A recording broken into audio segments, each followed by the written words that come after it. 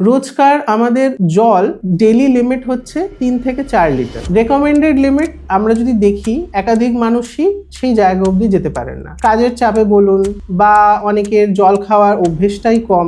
সেক্ষেত্রে আমাদের কিন্তু দিনে হিসেব করলে 1 থেকে 2 লিটার ম্যাক্সিমাম। আমি ইনফ্যাক্ট এরকমও পেশেন্ট দেখেছি যারা দিনে 2 থেকে 3 গ্লাস জল খেয়েই কাটিয়ে দেন। শুরুর দিকে কোনো সমস্যা হয় না, শুরুর দিকে পেশেন্ট নর্মাল থাকে, পরের দিকে দেখা যায় অনেক ডিহাইড্রেশনের লক্ষণ। সেইগুলো নিয়ে আজকে আমরা আলোচনা করব। নমস্কার, I am Dr. Dipoman Ghosh, General Physician attached to Nephrocare India Limited, তপসিনা মেমোরিয়াল হসপিটাল, টলিগঞ্জ।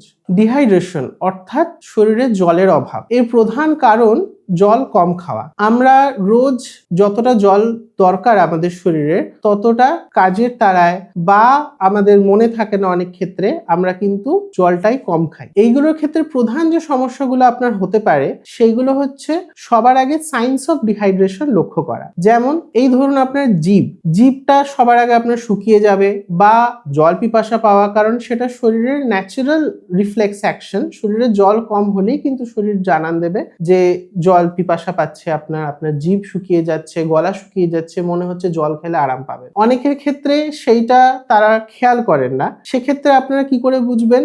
আপনারা স্কিন টার্গার দেখে বুঝতে পারেন, স্কিন পিঞ্চ করে, যে আমার স্কিন পিঞ্চ যদি দেরি করে যায় তার মানে ডিহাইড্রেশন হচ্ছে। সানকেন আইজ, চোখের নিচগুলো কালো হয়ে আছে। এছাড়া আমাদের ইউরিনেশনের প্রবলেম, আপনারা টয়লেটে যাচ্ছেন, ইয়েলোইশ ডিসকালারেশন অফ ইউরিন অর্থাৎ হলুদ পেচ্ছাপ যদি হয়, বা পেচ্ছাপ করতে গিয়ে আপনার যদি জ্বালা হচ্ছে, পেচ্ছাপ ঠিক মতন হচ্ছে না, তল পেটে সমস্যা বা ব্যথা, এছাড়াও কনস্টিপেশনও কিন্তু ডিহাইড্রেশন থেকে হতে পারে। তো ডিহাইড্রেশনের সাইন অ্যান্ড সিম্পটম কিন্তু মাল্টিফোল্ড, যেগুলো আপনারা যদি একটু খেয়াল করেন আপনারা নিজেরাই অনেক ক্ষেত্রে বুঝতে পারবেন। ডিহাইড্রেশন হলে মূল ট্রিটমেন্ট কিন্তু একটাই, সেটা হচ্ছে জল, যেটা আমরা সাধারণত খুব সহজলভ্য এবং সহজেই করে নিতে পারি, কিন্তু আমাদের মনে থাকে না। ডিহাইড্রেশন ট্যাকেল করার জন্য ওরাল হাইড্রেশন সব থেকে ইম্পর্টেন্ট। ওরাল মানে মাউথ। যখন ওরাল হাইড্রেশনেও পেশেন্ট ঠিক হচ্ছে না, তখন আমরা আইভি লাইন বা প্যারেন্টারাল হাইড্রেশনে যাই, যেগুলো আপনারা সাধারণত বলে থাকেন যে স্যালাইন চালিয়ে দিল। ওরাল ডিহাইড্রেশন যদি হয় সেক্ষেত্রে আপনারা প্লেন জল বেশি পরিমাণে খান।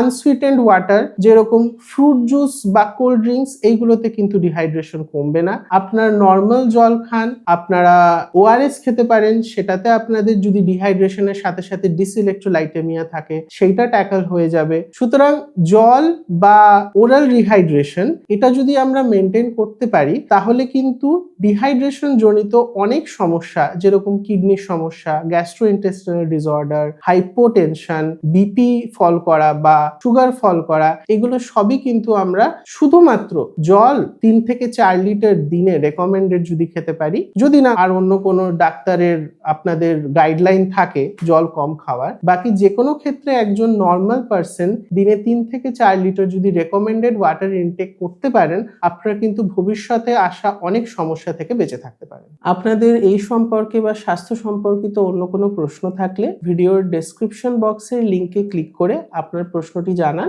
আমাদের এক্সপার্ট টিম আপনাদের সাথে যোগাযোগ করে নেবে। এছাড়াও আমাদের নেফ্রোকেয়ার ইন্ডিয়াতে আছে মুক্তি যোগা প্রোগ্রাম। এখানে মেডিটেশন এবং যোগার মাধ্যমে লাইফস্টাইল মডিফিকেশন করানোর গাইডেন্স দেওয়া হয়। এছাড়া নেফ্রোকেয়ার ইন্ডিয়াতে আছে এক্সপার্ট নিউট্রিশনিস্ট টিম, আপনাদেরকে নিউট্রিশন অ্যান্ড ডায়েটারি মডিফিকেশন নিয়ে গাইডেন্স দিতে পারে। Last but not the least, আমাদের নেফ্রোকেয়ার হসপিটালে আছেন এক্সপার্ট ডক্টর টিম 24/7। আপনারা যে কোনো সমস্যা বা এমার্জেন্সির জন্য আমাদের সাথে যোগাযোগ করতে পারেন। নমস্কার, ভালো থাকবেন, সুস্থ থাকবেন।